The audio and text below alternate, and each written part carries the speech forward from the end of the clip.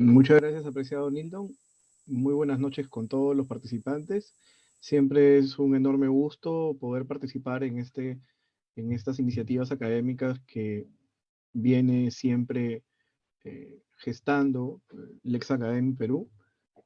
Y sobre todo, pues, agradecer a cada uno de ustedes por su valioso tiempo, ¿no? Poder compartir este espacio junto conmigo de reflexión académica. Eh, Me gustaría que por favor se me habilite la opción para compartir pantalla. He preparado un material para esta sesión, de tal Sí, doctor, forma de que podamos está habilitado. seguir, excelente, para poder desarrollar los lineamientos que queremos señalar, ¿no? Muy bien, ahora voy a compartir la pantalla. Y como bien lo señaló Nilton, en esta sesión conversaremos acerca de la validez constitucional del ordenamiento jurídico. Es importante que nosotros tengamos en cuenta que fundamentalmente nuestro ordenamiento jurídico no tiene un fin en sí mismo. La normativa civil, la normativa penal, contencioso administrativa, laboral, ambiental, etcétera, ni sustantiva ni adjetiva tienen un fin en sí mismo, sino que todos los dispositivos legales que se encuentran plasmados en el ordenamiento jurídico reposan fundamentalmente en nuestra carta política. ¿Y esto por qué? Porque la carta política que nosotros tenemos ha sido el resultado de un pacto social. Creo que esos son elementos básicos que nosotros sabemos, pero que tal vez debemos profundizar con mayor ahínco. Cuando se ejerce el derecho a la autodeterminación de los pueblos, cuando se construyen los espacios para fortalecer los lineamientos estructurales de la sociedad directamente a efectos de lograr conseguir un espacio de realización, es necesario recordar que el ser humano es libertad. ¿Y por qué el ser humano es libertad? Porque si nosotros nos ponemos a analizar la actividad humana, si un ser humano tiene hambre, pues va, caza y se alimenta. Si tiene frío, pues construye algún aposento y se abriga, ¿no? Si tiene sed, camina, va hacia el río y bebe agua. Por eso es de que la naturaleza del ser humano tiene que ver directamente con esa libertad, con esa búsqueda constante de lo que es la libertad. Y eso, sin duda, ha permitido en el tiempo que se establezca un esquema de regulación dentro de la vida en sociedad, porque en sociedad, ahí sí tenemos un tema. Las libertades pueden ser derrotadas en mérito a un bien común. El bien común, entonces, es el objetivo del ser humano en sociedad. Básicamente, los seres humanos se organizan para alcanzar tres objetivos: seguridad, justicia y bien común. Esos son los tres elementos básicos de todo pacto social. Si no fuese así, no habría ningún sentido, ¿no? No habría ninguna razón por la que tuviéramos que someternos a ciertos lineamientos estructurales, regulatorios dentro de una sociedad.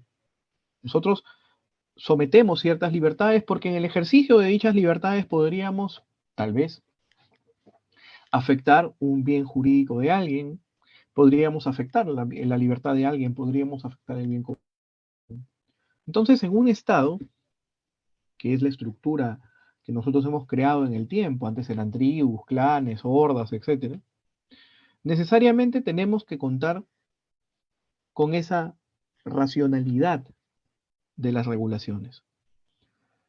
No puede haber una regulación que atente contra las libertades. La única justificación entonces será que se alcance de una mejor forma y con mayor impacto el bien común. Ergo, si no se afecta el bien común y si no se afecta derechos o bienes jurídicos de otros, no tendrían por qué existir regulaciones en contrario a esas libertades individuales. Cuando nosotros hablamos entonces de esa constitucionalización del ordenamiento jurídico, hacemos hincapié al hecho de cómo se ha ido evolucionando la estructura estatal y cómo se ha ido estableciendo también diversos argumentos positivos para poder concretar esa vida en sociedad.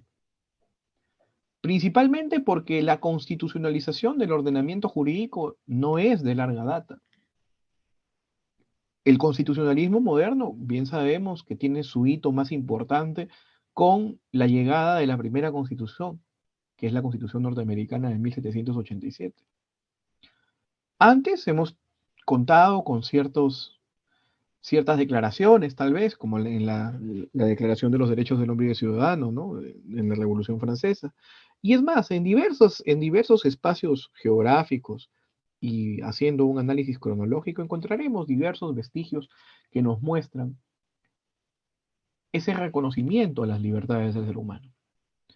Pero ese reconocimiento se da con una visión mucho más consensuada desde la llegada del constitucionalismo moderno.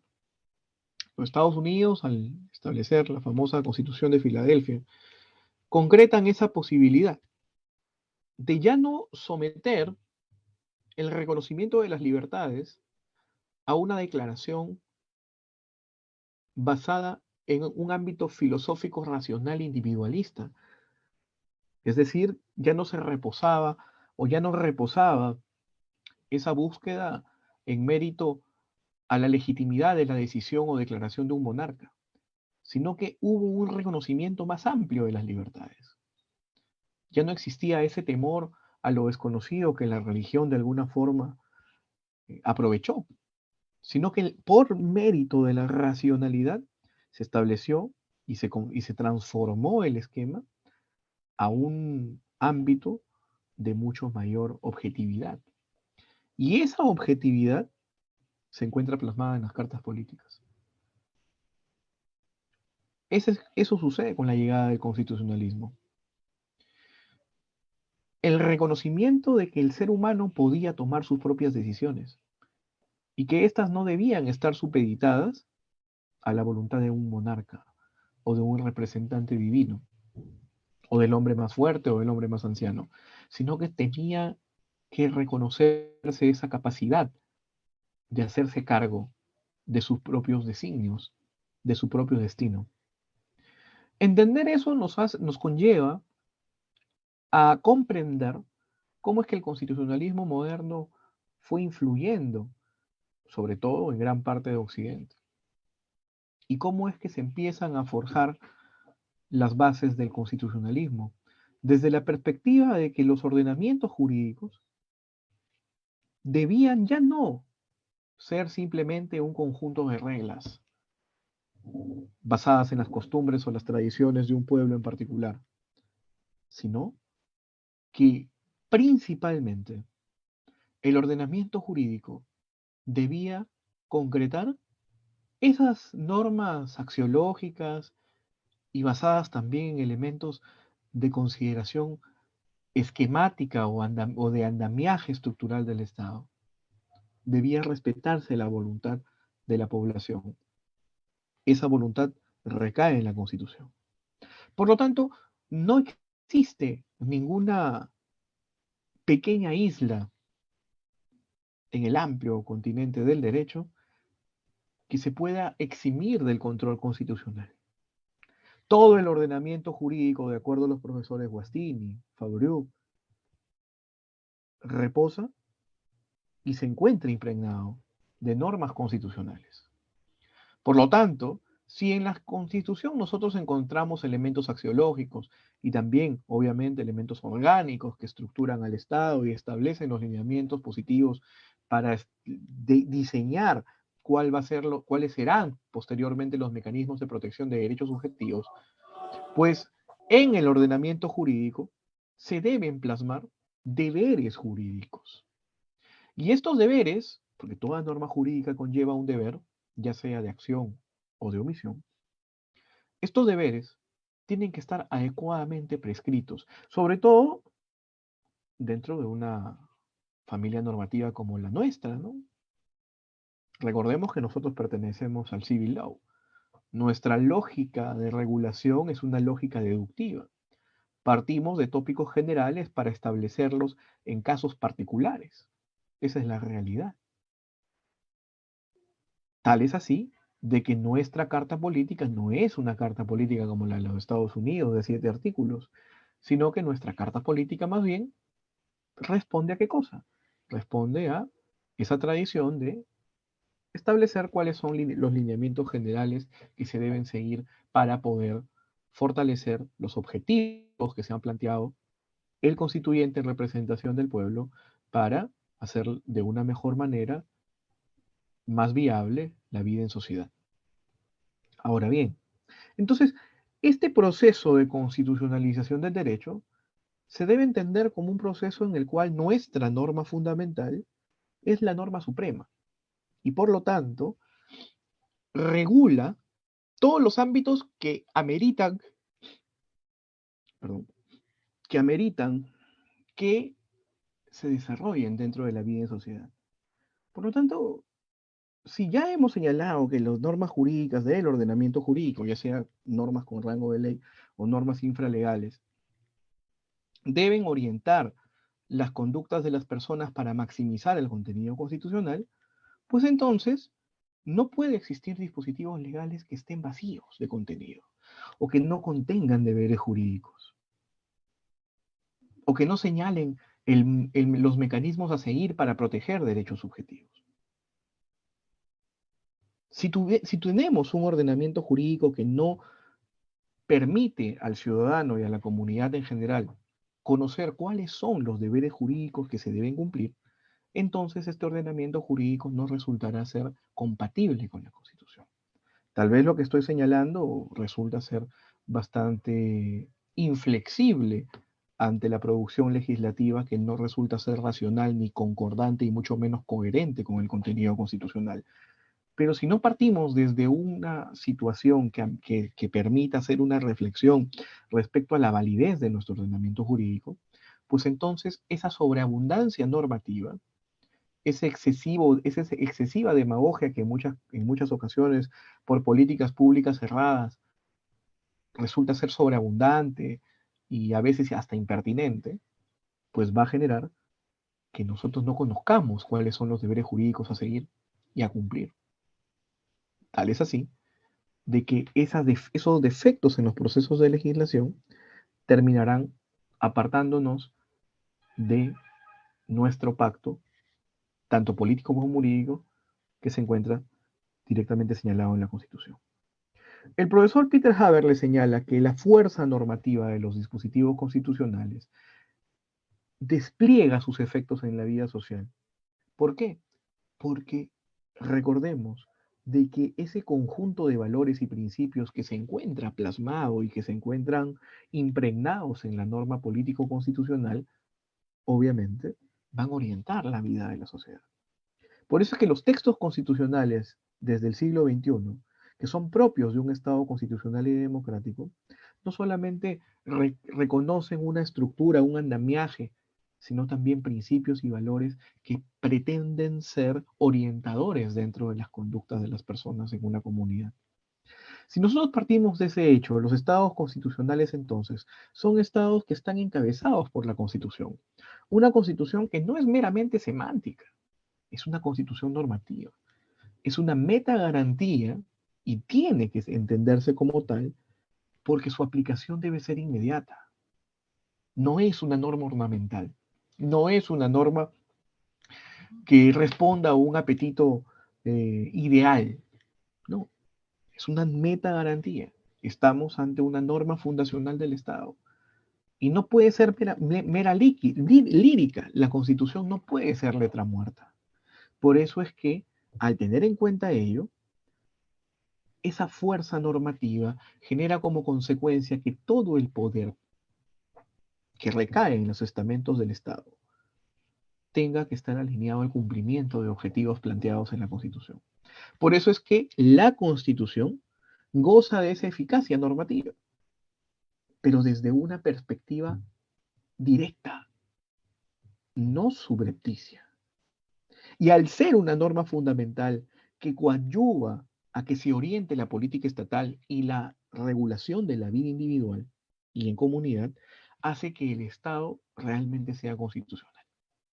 Pero hay que tener en cuenta una cosa, que la constitucionalización del ordenamiento jurídico no solamente debe ser entendido desde la influencia en normas jurídicas, sino también la influencia en la vida de las personas.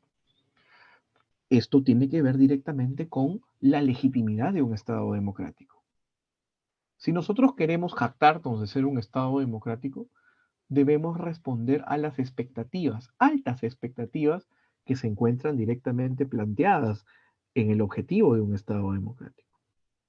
Un Estado democrático es aquel en el que las decisiones no son unidireccionales. En otras palabras, que quienes ocupan un cargo público y que tienen capacidad de decisión, no van a plantear políticas públicas desde su idea, desde su perspectiva, desde su experiencia, sino que deberán legitimar esas políticas públicas con la participación de la ciudadanía. Si queremos definir hasta qué punto hemos democratizado nuestro Estado constitucional, pues habrá que visualizar cuál es de qué manera la participación ciudadana se hace efectiva. Y si es que realmente esa participación no solo se limita al ejercicio del derecho al sufragio cada 5 años. Hablar de ello necesariamente nos tiene que hacer reflexionar respecto a ese deber ciudadano de participar en la vida pública, no como un elemento facultativo, porque el bien común en un Estado democrático y constitucional no depende de un caudillo, no depende de un monarca, depende nada más y nada menos de el protagonista del Estado constitucional. Y el protagonista del Estado constitucional es usted y soy yo, somos nosotros.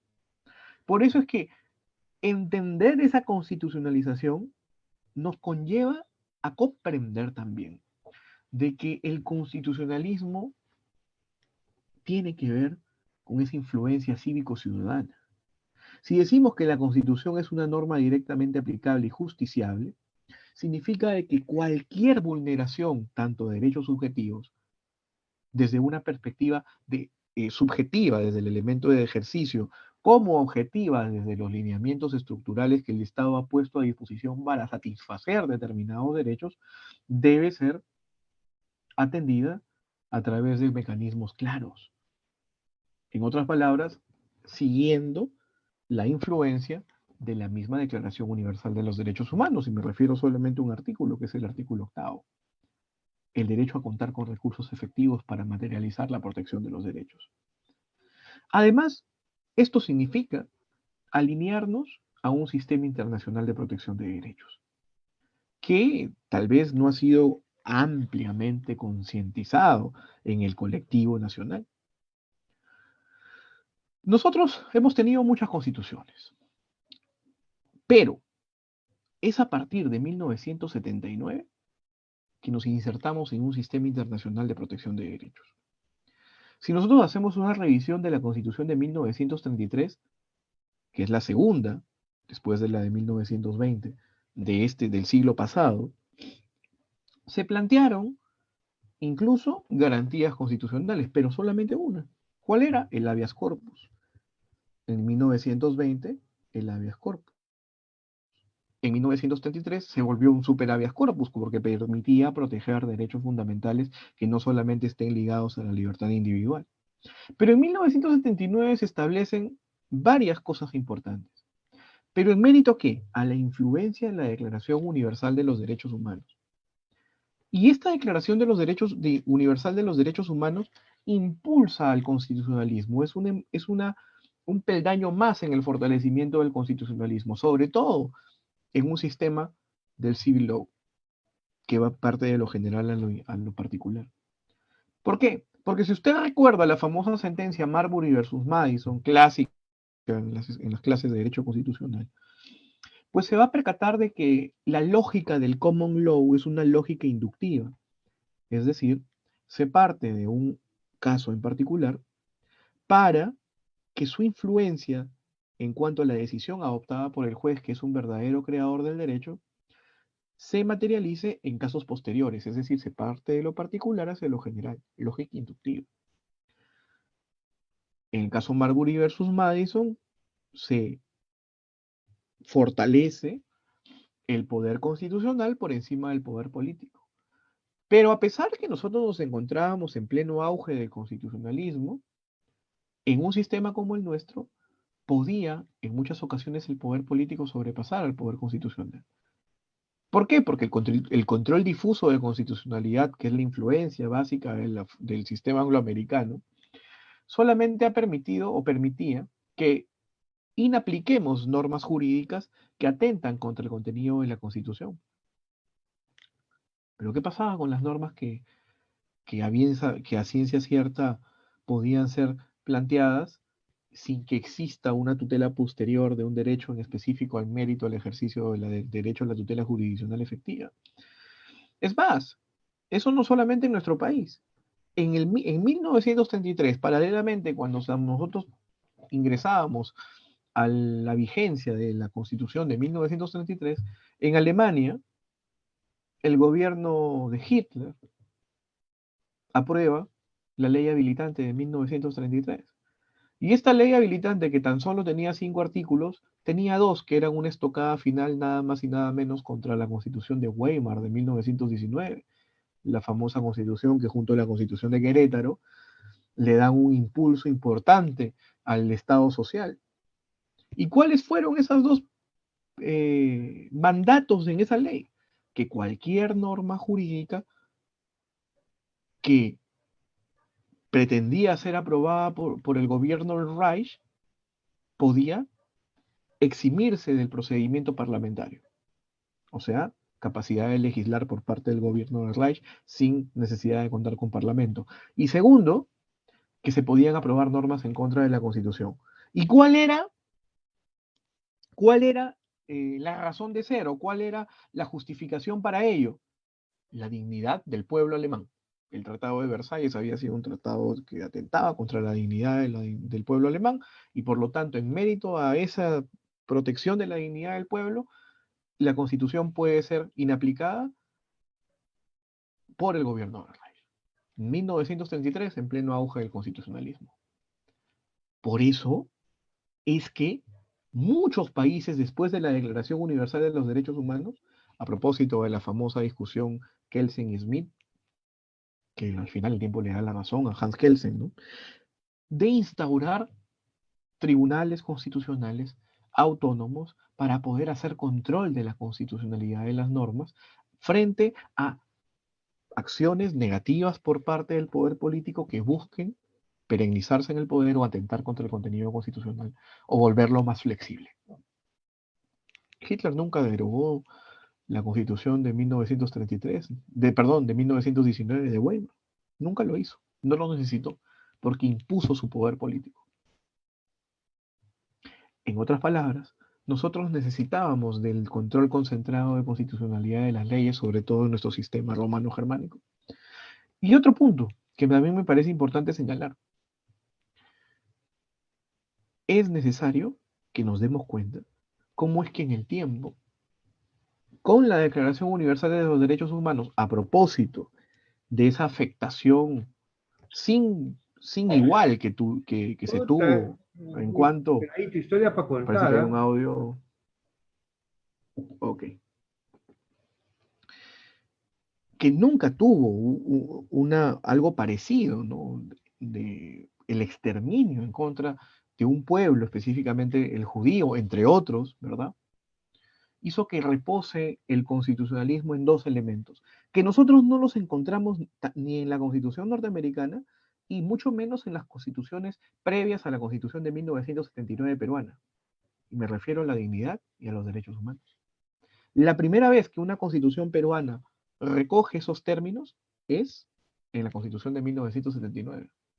Además de implementar un catálogo de derechos fundamentales que se encuentra o se encontraba en el artículo segundo en la Constitución de 1979 y aún se encuentra en ese mismo artículo en la Constitución de 1993. Entonces, ese alcance o esa fortaleza que va impregnando al constitucionalismo han sido trascendentales desde la experiencia política peruana. Si bien es cierto, la constitucionalización de los ordenamientos jurídicos permitía realizar un control difuso de constitucionalidad, permitía de alguna manera implementar algunos lineamientos constitucionales, la Constitución se vuelve una meta garantía prácticamente hace 43 años en el Perú. Si no, si no es por la influencia, tal vez de la globalización, del common law, de la suscripción de tratados internacionales, no tendríamos tanta fortaleza a nivel constitucional. Porque en mérito a la invocación al pueblo se han cometido tal vez los más graves daños al constitucionalismo y al Estado de Derecho. Por eso que los procesos de constitucionalización exigen que se pueda garantizar no solamente los derechos fundamentales, sino la supremacía constitucional, como un principio que además proteja la voluntad de la población plasmada en la Carta Política. Pero ahí hay otro detalle. ¿Y cuál es ese detalle? De que tristemente, durante toda nuestra historia republicana, no hemos sido capaces de darle mayor legitimidad incluso a nuestra propia Carta Política.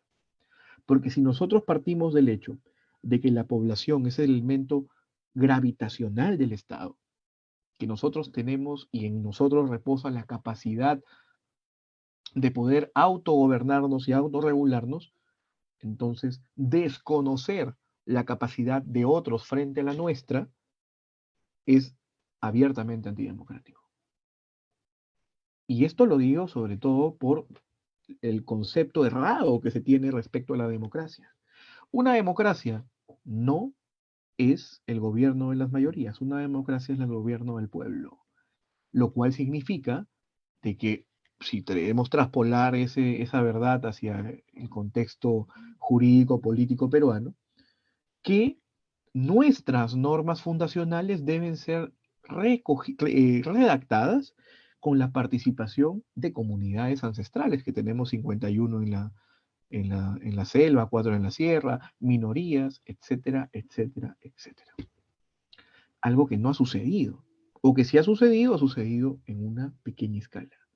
Pero además, tenemos que tener en cuenta de que para poder legitimar al Estado constitucional, se vuelve necesario establecer mecanismos claros para la participación ciudadana del individuo. ¿Cómo hacerlo? Bueno, nuestra, nuestro ordenamiento jurídico tiene una norma de desarrollo constitucional tal vez muy poco discutida en foros académicos, incluso en aulas universitarias. Y me refiero a la ley 26.300.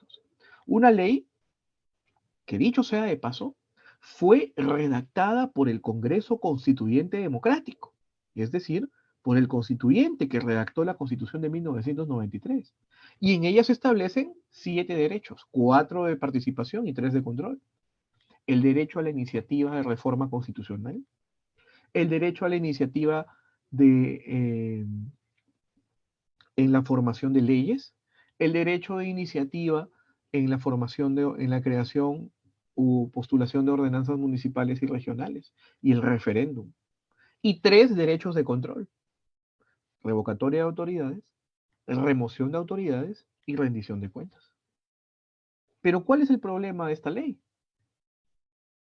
Que los altos cánones para poder cumplir con los requisitos para ejercerla, hablamos de un 0.3% de acuerdo a la Constitución y de acuerdo a esta ley de desarrollo, hace que se impida la participación, por ejemplo, de comunidades ancestrales. Ellos no llegarían a esos números. Y otro punto más, ¿qué sucede, sobre todo, cuando esas iniciativas legislativas tienen que pasar directamente por el Pleno del Congreso o por las comisiones dictaminadoras? Justo con mis estudiantes de pregrado hemos hecho un análisis respecto a ello. Y miren, desde el año 2000 hasta el 2022, se han planteado 33 iniciativas ciudadanas, es decir, 33 proyectos de ley presentados por la ciudadanía. ¿Saben cuántos se han aprobado? 7. 7 iniciativas ciudadanas del 2000 hasta el 2022. En otras palabras, estamos hablando del 21%. Otro punto más. Las 26 restantes se han archivado en las mismas comisiones. ¿Qué sucede entonces cuando el ejercicio de participación ciudadana es un ejercicio meramente semántico? O este ejercicio tal vez no responde a un mecanismo claro, a un mecanismo difundido, a un mecanismo que sea flexible para fortalecer esa legitimación del Estado a través de la participación. Tristemente, este problema genera como consecuencia directa la ineficacia del ordenamiento jurídico para canalizar las demandas de las personas en mérito a construir dispositivos que regulen de una mejor forma la vida en sociedad. Peor aún, cuando tenemos partidos políticos que no gozan de legitimidad y tampoco en ellos existe democracia interna. Porque bien sabemos que en muchas ocasiones los fundadores de los partidos son también los candidatos a la presidencia y no existe militancia. ¿Qué existe? Importantes cantidades de dinero que financian a estos partidos, entre comillas, políticos y que imponen agendas que no necesariamente están orientadas a la protección de derechos y a la satisfacción de un Estado constitucional. Por otro lado, un proceso de constitucionalización dentro del ordenamiento jurídico peruano permite que nosotros busquemos esas válvulas de escape ante la ineficiencia del ordenamiento jurídico. Y es ahí donde tiene un papel protagónico un tribunal constitucional. En la medida de que el Tribunal Constitucional, como lo hemos venido señalando, está llamado a salvaguardar tanto derechos fundamentales como la supremacía constitucional. Pero ¿qué sucede en la jurisdicción constitucional peruana? Sucede de que cuando usted tiene un problema, por ejemplo, y esto a manera de crítica, con la electricidad, pues llama a un electricista. Si usted tiene, analógicamente, un problema de naturaleza civil, pues lo que busca es que al menos eh, un juez especializado en lo civil tome conocimiento de ese caso. Lo mismo si se trata de un tema penal. Pero ¿qué sucede cuando existe una vulneración de un derecho fundamental? Y entiéndase que los derechos fundamentales son prerrogativas que coadyuvan a la realización del hombre. No estamos frente a algo de muy poca valía, sino muy por el contrario, nos encontramos frente a una situación de mucha valía. ¿Qué significa? ¿Qué genera o qué acontece si es que esto no se cumple? Pues lo que va a suceder directamente es que si buscamos, por ejemplo, interponer un amparo, si bien es cierto, la norma adjetiva procesal constitucional señala de que debe interponerse ante un juez constitucional y si no ante un juez civil, la realidad de nuestros distritos judiciales es que no existen juzgados civiles. Los hay en las capitales del distrito, tal vez, pero la realidad de nuestra jurisdicción ordinaria es la realidad de los jueces mixtos. Y con esto no hago ninguna crítica a los juzgadores de estos órganos jurisdiccionales, sino que hay un elemento presupuestal deficiente en el Poder Judicial como poder constituido del Estado que impide que un juez mixto se encuentre altamente eh, instruido y con las facultades necesarias para poder pronunciarse respecto a la vulneración de un derecho y a la posibilidad de restituir el ejercicio del mismo.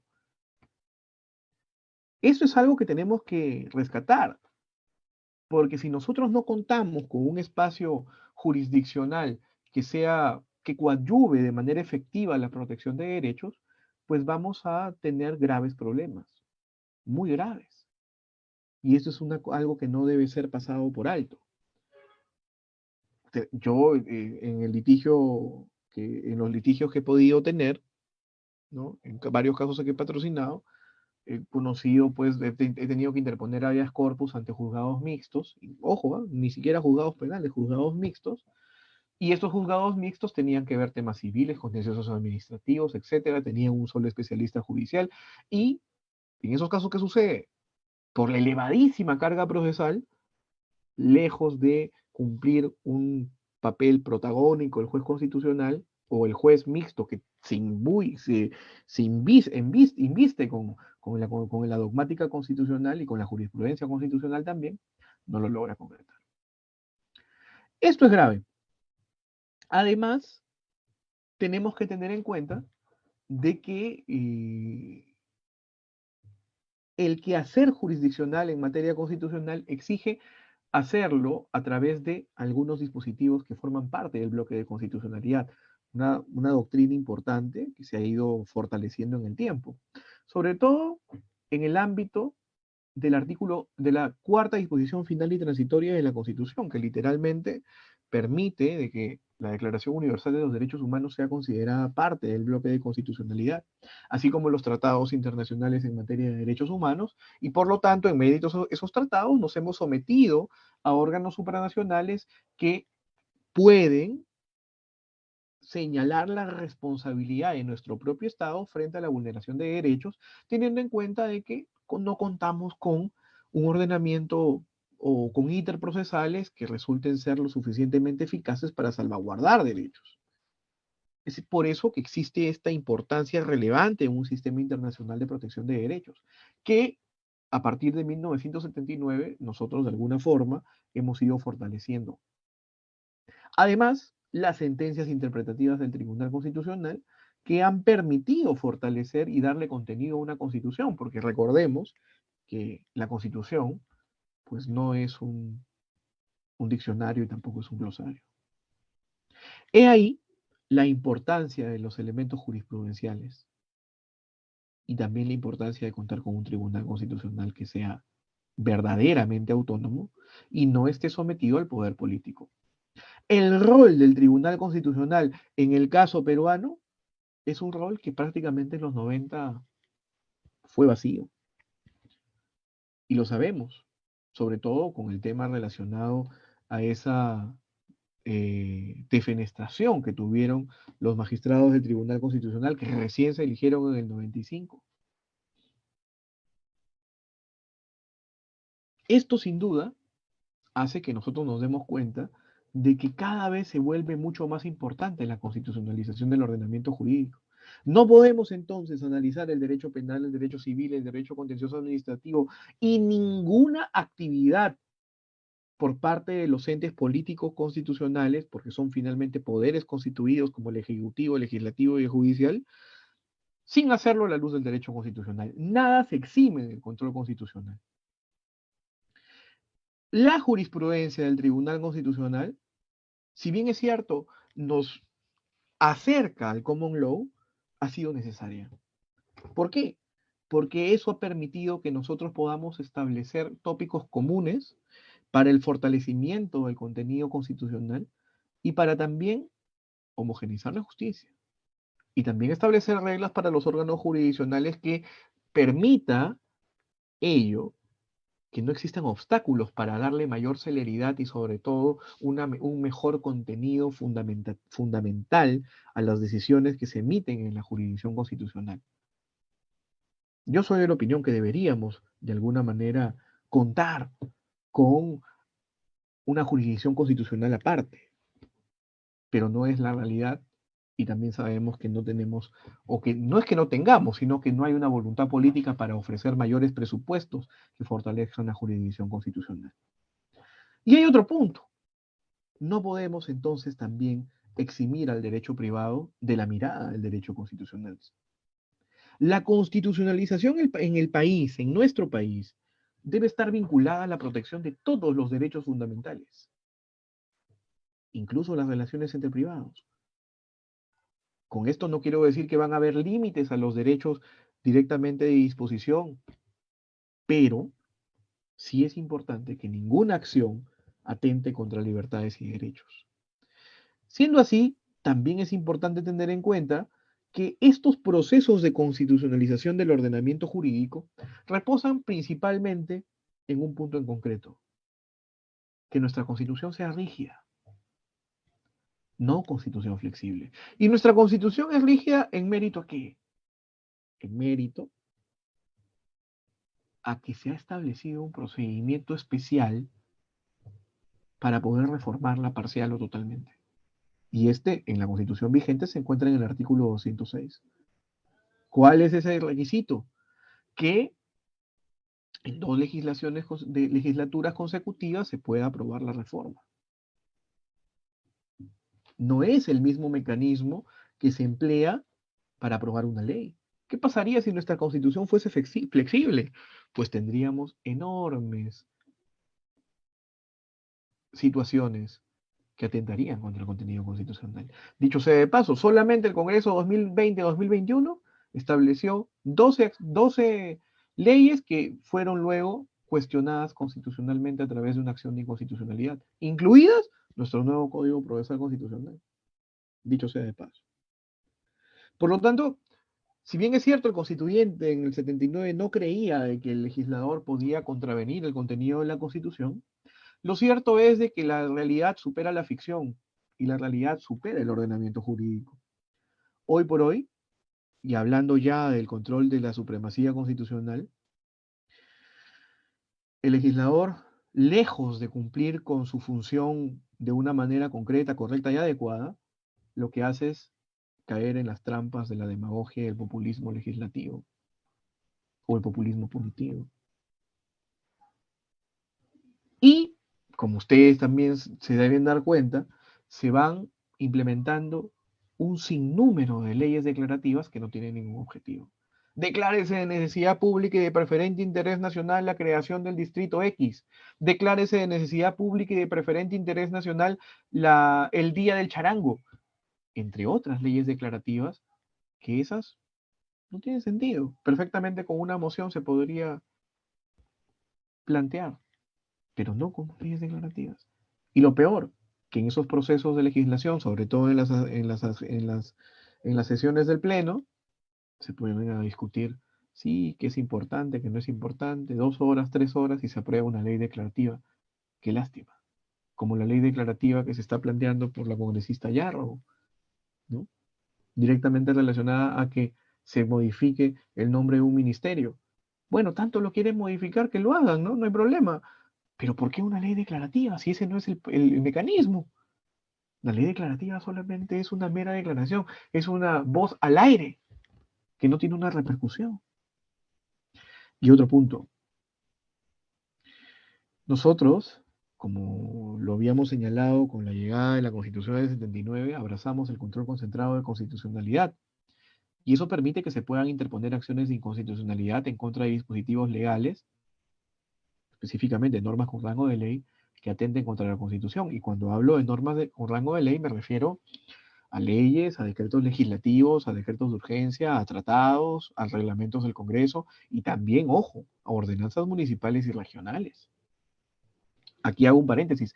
Recordemos de que no solamente debe estar nuestra mirada en el Parlamento, sino también en esos procesos de legislación que tenemos más cercanos, los consejos municipales y los consejos regionales, que también emiten normas con rango de ley, de acuerdo al artículo 200, inciso 4 constitucional. Pero ¿qué sucede? ¿Qué pasa con la acción de inconstitucionalidad?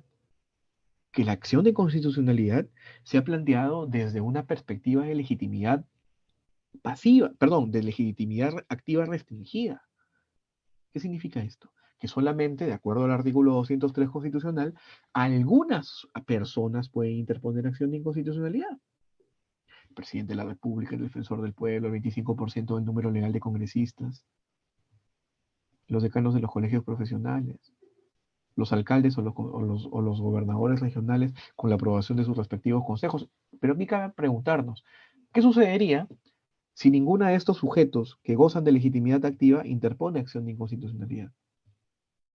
Pues esa norma entra en vigencia en nuestro ordenamiento jurídico y atenta contra el contenido constitucional dogmático u orgánico. ¿Qué hacemos? En nuestro país no existe un control previo de constitucionalidad. Nosotros no podemos decir, oiga, quiero paralizar esta iniciativa legislativa porque esta puede atentar contra el contenido constitucional. Se puede interponer un amparo, dicho sea de paso, ¿no? Hay una modificación que está buscando o que estaba buscando plantear el Congreso para que no se puedan interponer amparos contra normas jurídicas, contra proyectos de ley. ¿Por qué? ¿Mm? Y esto es que en muchas ocasiones bien sabemos de que todos dicen, no, pero eso está atentando contra la función legislativa, etcétera, etcétera, etcétera. No hay un control previo de constitucionalidad en nuestro país. No lo hay. Y además, sucede de que en el caso de las acciones populares o del control difuso, en ambos casos, en la acción popular, sí existe doble instancia, se interpone ante una sala, pero se eleva en consulta siempre a una de las salas de Derecho Constitucional y Social de la Corte Suprema, que son varias, ya no es una sola. Hay cuatro transitorias, una titular. O sea que una norma de inferior jerarquía para una de estas salas podría ser perfectamente constitucional y para otra no. Lo mismo pasaba con el tema del control difuso, ¿no? Por ejemplo, caso Ana Estrada. Se emite una sentencia, se eleva en consulta y será la sala de Derecho Constitucional y Social pertinente la que señale si es que se debe aplicar una norma o no. Pero no debería en todo caso, en ambos casos que le acabo de señalar, ser el máximo intérprete de la Constitución que se pronuncie. Yo opino que sí. Porque si no, vamos a encontrarnos ante un choque de trenes. Esos son algunos esquemas que deberíamos pensar. Por otro lado, la garantía jurisdiccional de la Constitución permite que nosotros tengamos en cuenta, como lo señala el profesor Ricardo Guastini, que el reconocimiento del principio de supremacía constitucional implica reconocer que los controles de constitucionalidad van a permitir salvaguardar el contenido de la Carta Política. ¿Realmente entonces contamos con un mecanismo que resulte ser preclaro y objetivo para lograr ese objetivo? Además, también necesitamos, dentro del proceso de constitucionalización del ordenamiento jurídico, el entender la fuerza vinculante de la Constitución. No podemos señalar que la Constitución es mera lírica. César Hildebrand decía que la Constitución era un libro de chistes. Si bien es cierto, en la Carta Política nosotros encontramos derechos fundamentales y normas axiológicas importantes, también es cierto de que muchas de estas a veces son letra muerta. Si no, pregúntense por qué durante la pandemia el derecho a la educación e incluso el derecho a la salud tristemente han estado supeditados a la capacidad económica de los ciudadanos. Otro de los puntos importantes es tener en cuenta también que debemos interpretar las normas constitucionales, perdón, las normas jurídicas de acuerdo al contenido constitucional. ¿Esto qué significa? Significa de que no podemos eh, permitirnos que un dispositivo de inferior jerarquía contravenga las normas constitucionales. Y si bien es cierto, esto permite que nosotros inapliquemos normas, debería existir un mecanismo más dialógico entre Poder Judicial, porque solamente los órganos jurisdiccionales pueden aplicar control difuso, y el Tribunal Constitucional como máximo intérprete, porque si nosotros ya sabemos, ya tenemos conocimiento de normas que deberían ser inaplicadas, no debería ser el Tribunal Constitucional que garantice que en el tiempo esas normas también no afecten los derechos de otras personas en futuros casos. Deberíamos contar con un mecanismo más dialógico. Para ir concluyendo, hemos visto varios elementos que nosotros nos permiten darnos cuenta de las debilidades de nuestro proceso de constitucionalización doméstico de nuestro país. Esa eficacia vertical y también horizontal que tiene la Constitución, esa fuerza normativa respecto a las normas constitucionales frente al ordenamiento jurídico, nos permiten darnos cuenta de que es necesario generar espacios que coadyuven a un mejor proceso de legislación, que contemos con procesos de legislación que realmente sean racionales, y no podemos permitir o seguir permitiendo que nuestro Parlamento o que nuestros representantes sigan presentando iniciativas legislativas que no tienen por objetivo establecer deberes jurídicos para mejorar las condiciones de vida y mejores espacios de realización de los derechos. Si tenemos más de 30.000 leyes que ni siquiera nosotros como estudiantes y estudiosos del derecho conocemos a ciencia cierta, si tenemos órganos jurisdiccionales que no tienen sistematizadas las normas supranacionales que tienen que cumplir, o las sentencias interpretativas del TC o las sentencias de organismos supranacionales en materia de derechos humanos, pues vamos a seguir contando con un espacio de jurisdicción que no necesariamente sea alineado a los estándares que se necesitan. Hablar de validez y eficacia de la legislación en el Perú necesariamente nos hace preguntarnos de qué manera podemos mejorar nuestra producción legislativa para que ésta realmente sea eficaz. La validez constitucional es como una cadena. Si la norma jurídica se encadena directamente al contenido constitucional, entonces es válida. Si no lo es, entonces no tiene sentido la norma jurídica. Por lo tanto, que una norma jurídica sea válida requiere que nosotros tengamos en cuenta tanto su fuerza obligatoria como también que esa norma jurídica que es obligatoria conduzca a la realización de conductas que permitan maximizar el contenido constitucional, que permitan que esas obligaciones que nosotros tenemos para poder alcanzar el bien común se encuentren claras y que sobre todo coadyuven a contar con un espacio mucho más democrático, con un espacio mucho más justo, más cierto y más proclive al fortalecimiento de los cimientos democráticos, de los cimientos de justicia, los cimientos de valores y a los procesos también que coadyuven, por supuesto, al fortalecimiento del contenido constitucional y a su desarrollo concreto. Esas son las reflexiones que he querido compartir con ustedes en esta noche, apreciados colegas. Muchísimas gracias por su amable atención en esta sesión y se despide un servidor. Otra vez más, gracias también a Lex Academy por la gentil invitación.